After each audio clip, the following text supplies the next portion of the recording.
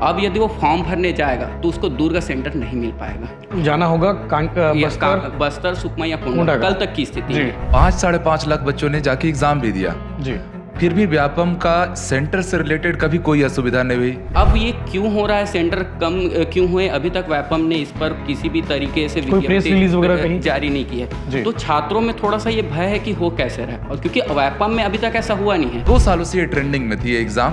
Post पहले ज्यादा आने वाले थे, फिर बीच में पोस्ट कम होके 300 पोस्ट हो गए, फिर भी बच्चों का रुझान बहुत ज्यादा है। तो इसमें सरकार को जरूर इस पे कुछ निर्णय लेना चाहिए कि एक बेसिक सवाल सर, अभी कौन कौन सी भर्तियां आने वाली है जिसका इंतजार बच्चे कर रहे हैं? तो ये जो 2024 का जो साल है, ये मैं सारे अभ्यर्थियों से बोलना चाहूंगा कि ये सबसे महत्वपूर्ण साल होने वाला है छत्तीसगढ़ के लिए। ओपी चौधरी जी ने भी कहा था, वित्त मंत्री जो उन्होंने वो कहा था कि ये साल जो है भर्ती वाला होने वाला है, क्योंकि जो सिस्टम बिगड़ा हुआ था उस सिस्टम को सुधारने की पूरी तैयारी की जा रही है। तो ओपी चौधरी साहब की बातें और आपकी बातें लगभग सेम हो गई है। नमस्कार, जय जोहार, जय छत्तीसगढ़। छत्तीसगढ़ के व्यापम के इतिहास में ऐसा पहला मौका है कि आवेदन की तारीख खत्म नहीं हुई और सेंटर क्लोज हो गए।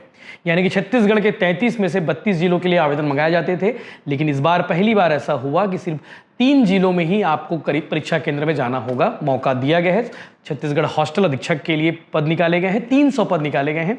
और आज इस गंभीर विषय पर बात करने के लिए हमारे साथ 2 मेहमान हैं जो कॉम्पिटिटिव एग्जाम की तैयारी कराते रहते हैं। प्रमोद साहू, जो रिसाली क्षेत्र के बच्चों को हमेशा कॉम्पिटिटिव एग्जाम की तैयारी कराते हैं, और दूसरे हैं सत्यजीत सिंह सर, जिन्हें आप जानते होंगे जीत फाउंडेशन के डायरेक्टर हैं। और इनके माध्यम से लगातार बच्चे जो है तैयारी करते रहते हैं और सेलेक्ट भी होते रहते हैं। आज इस गंभीर विषय पर बात करेंगे कि आखिर ऐसा व्यापम ने क्यों किया है कि आप कोई आवेदन करें तो उसे सिर्फ 3 जिले का ऑप्शन क्यों मिल रहा है, बाकी जिले वालों को ये ऑप्शन क्यों नहीं है।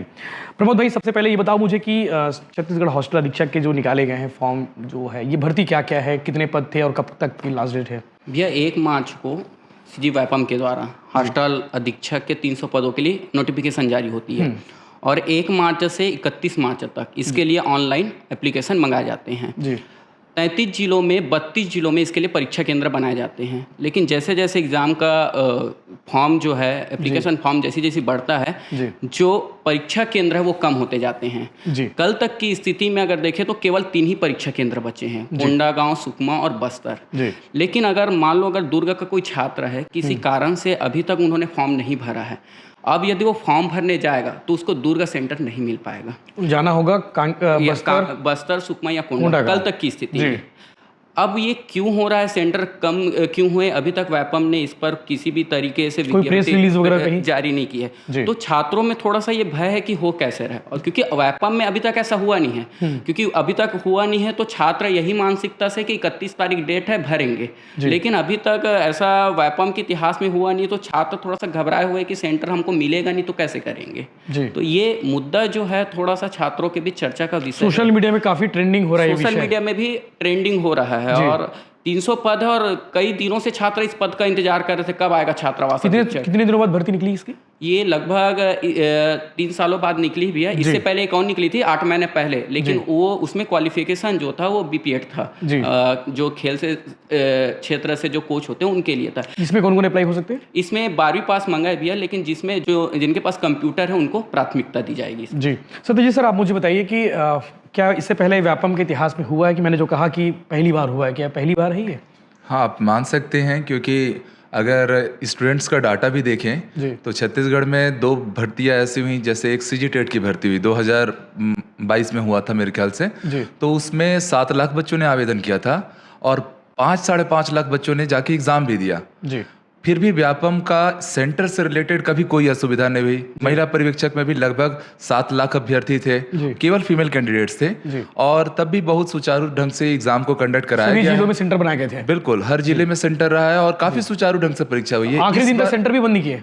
नहीं, बिल्कुल नहीं हुआ है। पहली दफा हम लोग को भी देखने मिल रहा है कि इस हॉस्टल वार्डन में अभी 10-11 दिन बाकी हैं फॉर्म भरने में। मतलब अभी इतना लंबा समय है, लाखों अभ्यर्थी अभी वेट कर रहे हैं, क्योंकि बहुत से अभ्यर्थियों की मेंटलिटी होती है लास्ट में फॉर्म भरने की। आपके पास भी फोन आ रहे होंगे? सर, हम यूट्यूब पे जाते हैं, एमसीक्यू करा रहे हैं, तो उसमें पूरे के पूरे कमेंट्स आ रहे हैं कि सर सेंटर खत्म हो गए, हम तो फॉर्म ही नहीं डाल पाए हैं। इस तरीके का पूरा आर्गुमेंट चल रहा है। सवाल आते हैं लगातार आ रहे हैं। बिल्कुल। क्या करना चाहिए सरकार को? अभी भी टाइम है, चूंकि देखिए एक सजेशन मोड पे, सजेशन मोड में ये है कि अभी जैसे अगला जब फॉर्म कंप्लीट होता है तो उसके बाद जितने भी त्रुटि सुधार के लिए 2 से 3 दिन व्यापम या पीएससी के हर एक एग्जाम में दिया जाता है मौका। तो सरकार को ये जरूर काम करना चाहिए कि त्रुटि सुधार में जिला सुधार का मौका जरूर मिलना चाहिए। अच्छा, उसमें तो ये रहता होगा पहले से कि नहीं रहता है? नहीं, ये सारी चीजें रहती हैं। आप अपनी जो भी एरर हुई है उनको आप उसमें करेक्शन कर सकते हैं। और दुर्ग के जिले को अगर मान लीजिए एकदम दंतेवाड़ा जाके एग्जाम देना पड़े तो बहुत मुश्किल हो जाएगा और फीमेल कैंडिडेट्स के लिए काफी स्ट्रगलिंग हो जाएगा। और हॉस्टल वार्डन एक ऐसा एग्जाम रहा है सर जिसका लगभग 2 सालों से बच्चों ने एकदम बेसब्री से इंतजार किया है। 2016-2017 2 साल ये पेपर हुई है। 2017 से बाद आप मान लीजिए 2024 लग गया है। पिछले 7-8 सालों में मतलब ये भर्ती नहीं हुई है और 2 सालों से ये ट्रेंडिंग में थी ये एग्जाम।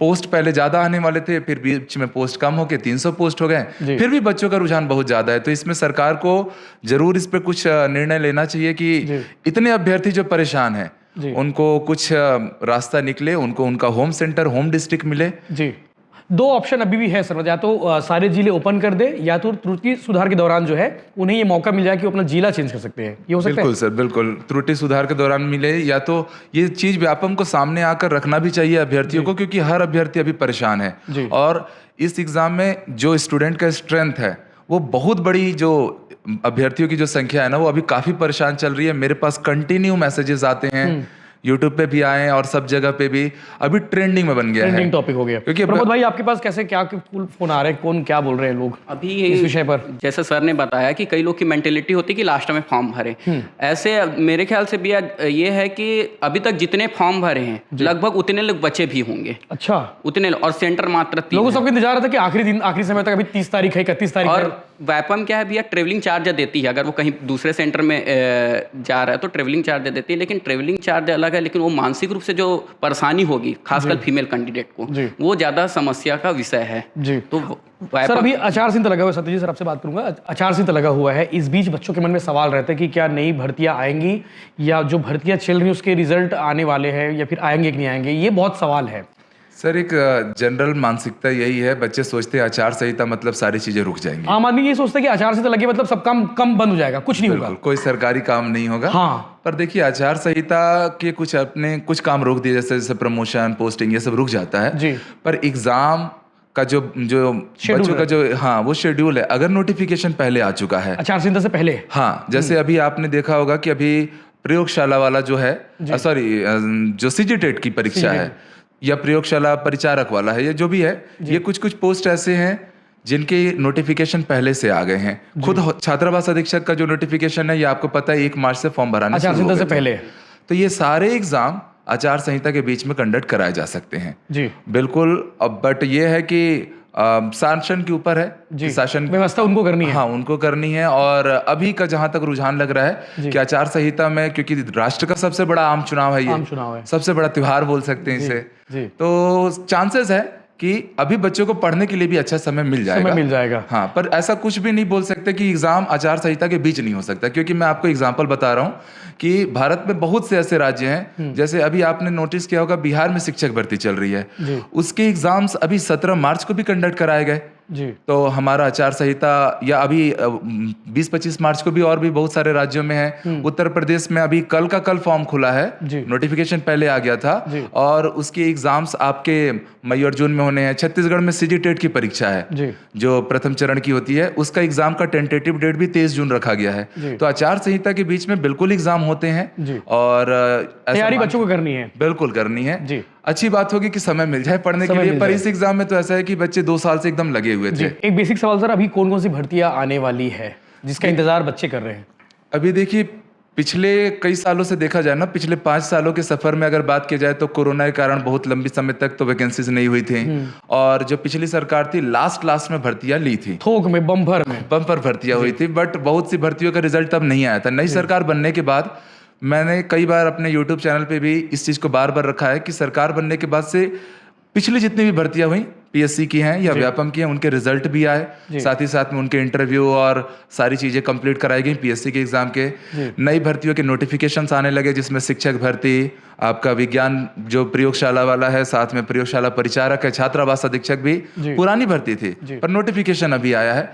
आगामी समय में व्यापम की बहुत सारी भर्तियां, जैसे आपका पटवारी है, रेवेन्यू इंस्पेक्टर है, आपके शिक्षक भर्ती एक बहुत बड़ी भर्ती सामने बन के आने वाली है। अग्रवाल जी ने जो घोषणा की 33,000 पोस्ट, हाँ, वो वित्त विभाग के पास गया है और बहुत जल्द उसके ऊपर भी बड़ी अपडेट आएगी, क्योंकि अगर सीजी टेट की परीक्षा हो रही है तो जब टेट की परीक्षा होती है, सेट की परीक्षा होती है, तो ये प्रमाण होता है कि शिक्षक भर्ती या जो आपका असिस्टेंट प्रोफेसर है उसके एग्जाम होते हैं। तो ये जो 2024 का जो साल है, ये मैं सारे अभ्यर्थियों से बोलना चाहूंगा कि ये सबसे महत्वपूर्ण साल होने वाला है छत्तीसगढ़ के लिए। ओपी चौधरी जी ने भी कहा था, वित्त मंत्री जो उन्होंने वो कहा था कि ये साल जो है भर्ती वाला होने वाला है, क्योंकि जो सिस्टम बिगड़ा हुआ था उस सिस्टम को सुधारने की पूरी तैयारी की जा रही है। तो ओपी चौधरी साहब की बातें और आपकी बातें लगभग सेम हो गई है। जी बिल्कुल, बच्चे मतलब तैयार रहे।